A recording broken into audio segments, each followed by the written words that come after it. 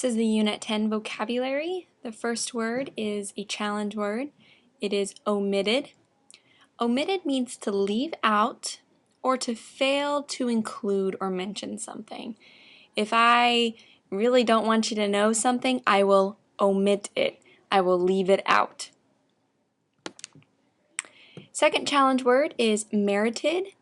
Merited is something to be worthy of, something to deserve. Sometimes you receive an award of merit, meaning, you know what, you really deserve that award. You are merited.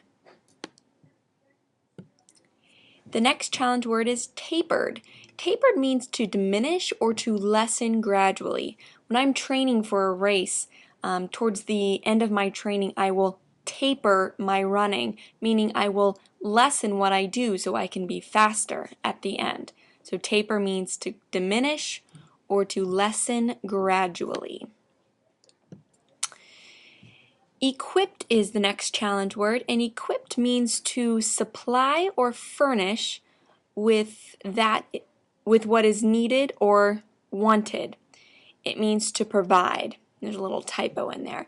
But basically when you're equipped, you have everything that you need. Okay, it's to supply what is needed, to provide. And the final challenge word is recurring. Recurring means to happen or to come up or to show up again and again and again. To repeat something, to return something. Okay, when something's reoccurring, it means it keeps happening over and over again. Next group are your extra words. First one being from social studies, and that is expedition. Expedition is a journey, and it's usually an organized trip by a group of people. They're setting out to go on an expedition. Next word is a science word that we're going to be talking about within the next couple weeks here. It is chemical change. Chemical change is a type of change in which the nature of the substance is made different from what it was. A good example is rust. When something rusts, that is a chemical change. It's made completely different. It changed states completely.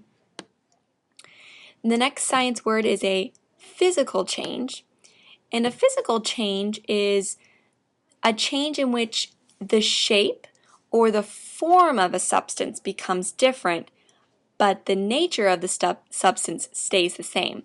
Perfect example here is water, H2O. Okay, in solid form as ice, it can be changed to a liquid, and the liquid can be changed to a gas, but it still remains water. Okay, when we talked about matter and state changes, those are really all physical changes. Nothing, we just changed the shape or the form of the substance. Perimeter is a math term, and you did a great job kind of talking about that in class. Perimeter is basically just the distance around a figure, and you find the perimeter by adding up all the sides around the figure. Finally, in reading, you have epilogue. An epilogue is a short section at the end of the book. It kind of gives a little summary about the author's reflection, or it might give an additional meaning to the end of the book. But it's usually epilogue is at the end, whereas prologue is at the beginning.